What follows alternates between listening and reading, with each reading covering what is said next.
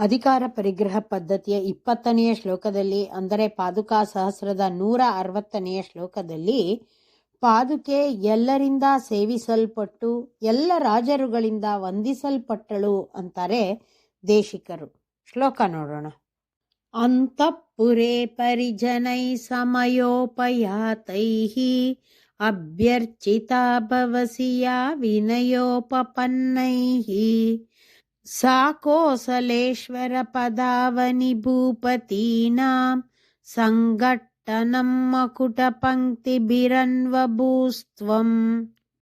ಕೋಸಲೇಶ್ವರ, ಕೋಸಲ ದೇಶಕ್ಕೆ ರಾಜನಾದ ಶ್ರೀರಾಮನ ಪದಾವನಿ, ಪಾದವನ್ನ ಕಾಪಾಡುವ ಪಾದುಕೆಯೇ, ಯಾವ ನೀನು ಅಂತಃಪುರೇ, ಅಂತಃಪುರದಲ್ಲಿ, ಸಮಯೇ ಆಯಾ ವೇಳೆಗಳಲ್ಲಿ, ಉಪಪಾತೈಹಿ ಬಂದಿರುವವರು, ವಿನಯೋಪಪನ್ನೈಹಿ ವಿನಯದಿಂದ ಕೂಡಿರುವವರೂ ಆದ, ಪರಿಜನೈಹಿ ಸೇವಕರಿಂದ, ಅಭ್ಯರ್ಚಿತ ಪೂಜಿಸಲ್ಪಟ್ಟವಳಾಗಿ, ಭವಸಿ ಆಗುತ್ತೀಯೋ, ಸಾ ಅಂತಹ, ತ್ವಂ ನೀನು, ಭೂಪತೀನಾಂ ರಾಜರುಗಳ, ಮಕುಟ ಕಿರೀಟಗಳ, ಪಂಕ್ತಿಭಿಹಿ ಸಾಲುಗಳಿಂದ, ಸಂಘಟ್ಟನಂ ಸಂಘರ್ಷಣೆಯನ್ನ, ಅನ್ವಭೂಹು ಅನುಭವಿಸಿದೆ.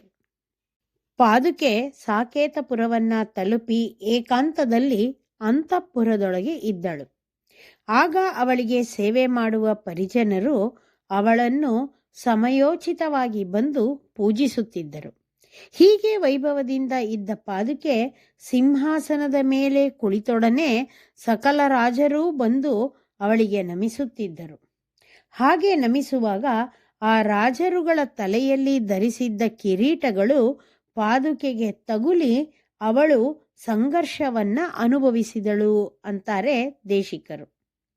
ನಮ್ಮ ಆಳ್ವಾರರು ವಿಭವದಲ್ಲಿ, ಅಂದರೆ ಅವತರಿಸಿದ್ದ ಕಾಲದಲ್ಲಿ ಏಕಾಂತದಲ್ಲಿದ್ದರು. ಅರ್ಚಾಮೂರ್ತಿಯಾಗಿ ತೋರಿದಾಗ ಎಲ್ಲರೂ ಅವರನ್ನ ಅರ್ಚಿಸುತ್ತಾರೆ ಹಾಗೂ ಅನುಸಂಧಾನ ಮಾಡುತ್ತಾರೆ.